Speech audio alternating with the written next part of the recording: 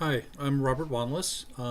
This is I'm going to be reading from the first book that I started, and I started this back in the probably 1984. When I wrote the book, the first time I was in the first person, and I found out that there are some limitations in writing in the first person. A big part of that is perspective from other people. So I changed it to do it from a character. There's a couple other things about it. I talk about most of this in my introduction. A big part of this was I started this in 1984. Something, if you're a writer, you should consider that culture changed over the course of. I started it in 1984. I finished it in 2006 or 7. And over the course of 21, 22 years, cultural changed. Huge changes in when we write mainstream fiction. One of them was the internet. We didn't have, not normal humans didn't have the internet in the mid 80s. We had a Tandy 120. It was so primitive compared to what we have now, as to be almost silly. We also didn't have cell phones. If you're writing mainstream fiction, cell phones it makes a huge difference in life. Now, I lived out in the middle of the desert, so there was a lot of times we didn't have cell service, but still, cell phones are huge. There's something else that's huge, and what the book is actually about, and that's domestic violence. And just to give you an idea, it's like it never ends. There's someone somewhere right now being abused by a domestic partner. It's kind of horrid. But anyway, this book is a complete work of fiction.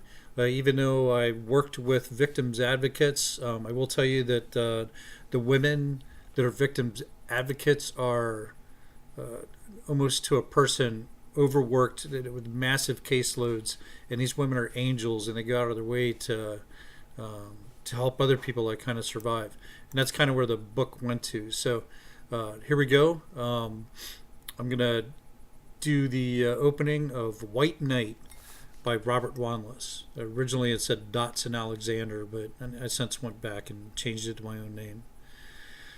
White Knight, Chapter 1. Damsel in distress seeks White Knight, Reggie read aloud. There's just that and a phone number. Sounds weird to me, Doug answered. It also doesn't sound like a long-time job. It sounds like someone needs help moving and doesn't have a truck. Yeah, Reggie replied. He kept reading the want ads. He had just retired from the Marine Corps and needed a job. Technically, he was still on active duty on terminal leave, meaning all the vacation time that he hadn't used in the past 2 years had stacked up. Reggie was taking all those days at one time, all at the end of his career. Reggie didn't have the chance to take any leave during the last 3 years on active duty. He had been busy. Reggie's unit had been out of the country for 18 months of the last 3 years, doing 3 6-month tours in the Middle East. That meant 6 months deployed, 3 or 4 months back in the States, and then 6 months overseas again. Before those 3 deployments, Reggie and his unit had been doing some very intense training that used up almost every waking moment for 6 months. He returned to America just 3 months ago and got caught up in 2 court-martial cases that did not allow for vacation time and precious little time away from work in the evening. The courts-martial cases had required Reggie to transport himself, witnesses, and prisoners between 2 Marine Corps and Navy bases on the West Coast. So he hadn't been able to take any vacation or do much of anything on the weekends. It wasn't as if he had anywhere to go, he thought. Then, at the end of his career, as part of his mandatory transition from military life to the unknown black hole of civilian life, Reggie was required to work out a budget. This was 4 weeks ago, and although he didn't recall much of the class at first, some items from that short lesson stuck out in his mind. He knew that once he started drawing his military retirement check, the money would be less than half of what he made while on active duty. He also had an ex-wife out there somewhere who, if the evil bitch wanted to, could take a quarter of his retirement. He honestly hoped that wouldn't happen. Reggie also knew that he was going to lose about 10 or 15% of his retirement in taxes. All of these items added up to him needing to find a job. Reggie figured that all his vacation time would get used up trying to find decent employment. It was Friday, and he had been job searching with no luck for a week. Reggie was still in the middle of the Mojave Desert near the Marine Corps base. Jobs out here were scarce. From the local newspaper, the want ads only listed 4 jobs worth his time. After calling all 4 places, he found that 3 of the jobs had been filled, and the 4th position was for an office assistant. He looked at the ad for the office assistant again. Nope, he couldn't do it. He'd rather flip burgers than become an office typist. He really had nothing against typing, but he hated the thought of being inside all day chained to a desk. One funny part of the flipping burgers thought was that he had gone to every fast food restaurant in town and the next town over, and none of them needed any help. Reggie looked back at the damsel ad. He looked at the phone number. He glanced over at his temporary roommate, Doug. Reggie's roommate, Doug, was an enigma. Doug was a Marine staff sergeant with 15 years on active duty. He was probably going to get promoted to gunnery sergeant this summer. During the week, Doug woke every morning at 04:45 and worked out with his platoon. He lifted weights and went running, averaging about 25 miles a week. He led forced marches and had competed in the Marine Corps Readiness Evaluation Standard, MCRES, for the 26-mile forced march where his platoon finished in just over 5 hours. He wore a black belt in the Marine Corps Martial Arts program with a red stripe that meant something special that Reggie wasn't sure about. Doug had 9 years deployed over his 15 years on active duty, with a local base record of 7 tours in the Middle East. He never drank during the week, but once Friday hit, if Doug didn't have duty, he never moved from the couch. He was currently watching a movie that seemed to be about half-naked women shooting guns at monsters. Doug wasn't paying much attention to Reggie's job search. Doug sat on the couch in his normal off-duty position. He wore an overly large t-shirt with sleeves cut off. He was wearing cut-off blue jean shorts, and his stocking feet were up on the narrow coffee table. Doug held a beer in one hand and a large remote control in the other. He was reclined on the soft couch with his torso up just high enough to make drinking his beer comfortable. Less than 5 feet away, on a huge flat-screen LCD TV, a woman, wearing what appeared to be a shiny black Band-Aid with matching shiny black knee-high boots, fired a giant silver pistol at a creature with jowling fangs. Reggie turned back to the newspaper ad and called the number. "Hello," a woman's voice answered. "Hi, my name is Reggie. You need a white knight?" "Okay, I'll take your number. My friend will call you." "Sounds good. So what's this about?" "I'm only taking your number. Just a sec." "Okay, I'm ready. Number?" Reggie was a little curious and maybe a little perturbed, but he gave the voice Doug's number. As soon as he spoke the last digit, he heard a click and a dial tone. Reggie looked at the handset and pushed the end button to turn off the phone. Doug looked over at him. "Dude, check this out." Doug fiddled with his universal remote. "I gotta back up the movie. I think this monster's trying to do it with his chick before she kills him." Reggie watched for a few minutes and agreed that the drooling monster indeed looked as if he was trying to have sex with the buxom Amazon before he died. Reggie also realized, but didn't say, that he now knew he wanted to move out of Doug's house. "Can I use your computer?" "Sure thing, man," Doug said while waving a yes, never taking his eyes off the female warriors on the flat screen. "Thanks." Reggie turned in his chair and wiggled the mouse to take the monitor out of sleep mode. He was greeted by a picture of a woman wearing armor and carrying a sword advancing on a giant serpent. Reggie clicked on the internet icon. There was a job search button on the browser's homepage. Reggie started searching again. He refined the search to within 50 miles of the desert city. He found 10 jobs listed, 4 of which he had already seen in the local paper. He noticed that 3 of the jobs were for office help, 3 for handyman, and frustration.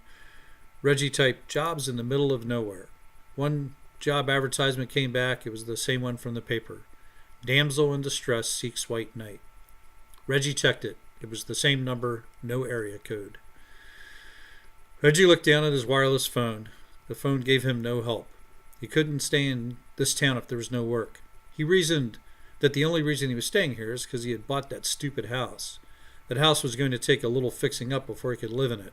And by a little fixing up, he knew it would take a lot of fixing up before he could move in. Reggie liked to do repair work, liked to fix things, but that house would take a considerable amount of time. He did have some friends here. Well, actually, friends might be a strong word.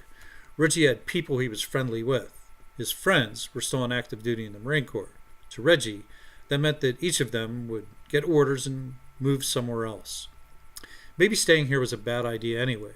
The high desert was hot in the spring, summer, and fall. In the wintertime, it was brutally cold and dry. It rarely rained out here, but when it did, the rain came in torrents that flooded the streets. Reggie thought that this desert city was ill-prepared for rain. In the winter, it rarely snowed, but it got very dry and cold. The winter made Reggie ache. Maybe that wasn't completely true.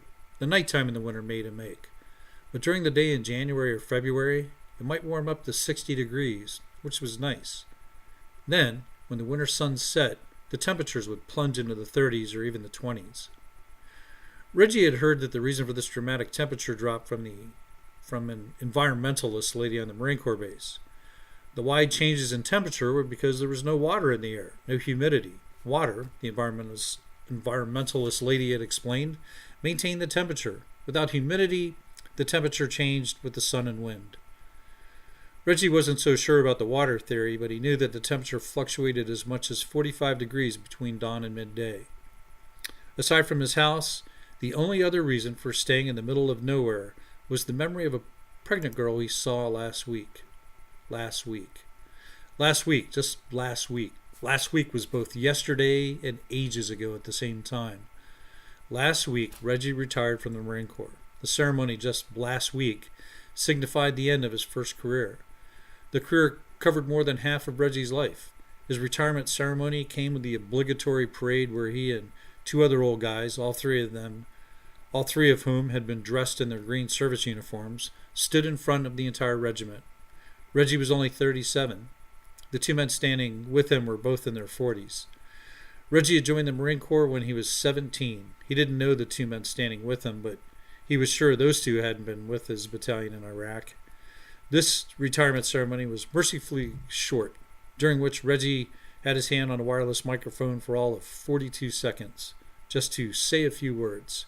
He told everyone thanks for the support he got over the years, and he was really going to miss everyone. He wasn't really going to miss them, all of them, but that wouldn't have made a very good speech.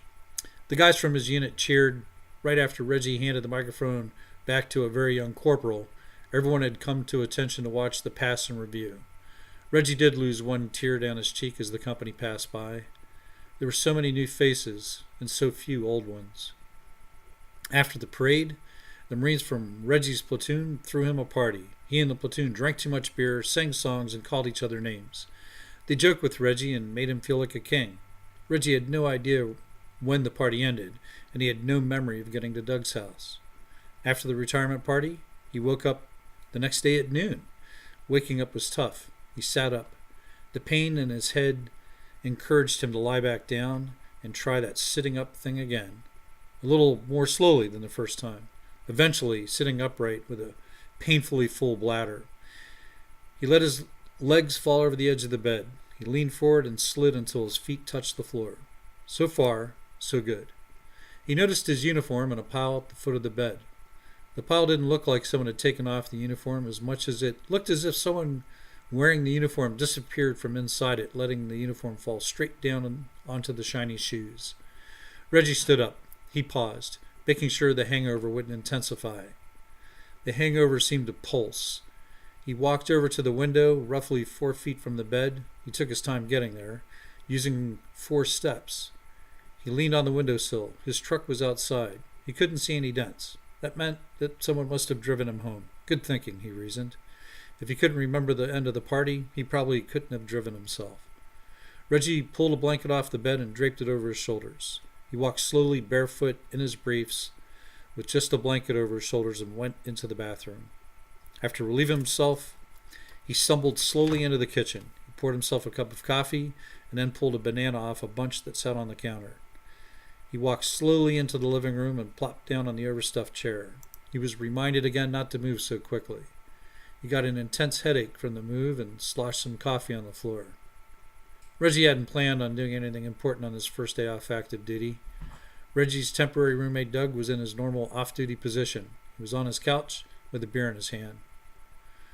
Reggie's hangover made him feel a little furry around the edges. He also didn't feel like moving. He drank his coffee, ate the banana, slowly so he wouldn't get sick. It stayed down. Good.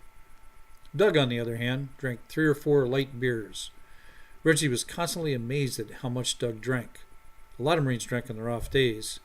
While Reggie was used to seeing Marines drink, Doug took the cake. Reggie had never seen Doug drink on weeknights, but once Doug got off work on Friday, if Doug didn't have duty, Doug popped a beer. And while Doug drank beer, Reggie sipped coffee. Reggie was sober and doing his best to relax. Over a few hours, Reggie felt his furry feeling fading. Reggie chuckled to himself at that. He was about to share his alliteration with Doug. When he looked over at his roommate, he decided not to waste the energy.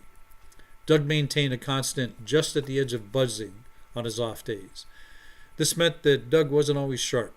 That meant a lot of things that Reggie said to Doug were answered with, "What?" And then at that "what" would not result in Doug taking his eyes off the TV. Reggie would try to explain the joke or thought or whatever. At that explanation would result in Doug saying something like, "Oh yeah." Not very satisfying interchange for Reggie. So Reggie didn't bother and instead turned his attention back to the screen. Doug was watching a Western where former prostitutes had turned into gunslingers to save themselves from some evil guy and his evil henchmen. The women were currently learning about maintaining a ranch when 2 of the evil henchmen showed up and tried to have their way with the women. The henchmen were in the process of trying to rape one of the women when the leader of the women shot one of the henchmen through the head. The other man had started to beg with his hands in front of him, and the girl he had tried to rape shot him 6 times and continued pulling the trigger, the hammer clicking on empty cylinders. Doug really seemed to enjoy that. Reggie let the stream of movies relax him. The movies did not require much thought, and there was a lot of action. By late afternoon, Reggie's touch of hangover seemed to be gone. He felt mostly normal again, and he realized something. He was a civilian. He had joined the Marine Corps right out of high school. Now he had no idea what to expect. He had a strange emotion stirring inside of him, and there was a little something. He wasn't sure what it was. He wasn't scared, not really nervous, but he was feeling a something. Reggie thought he could work that out later. So I'm going to stop now because this is 17 minutes long. The book available on Kindle is about $4, I believe. If you get Kindle Unlimited, you can download books for free. Not to get too much of a teaser, but he's going to meet someone that keeps him in the town. Anyway,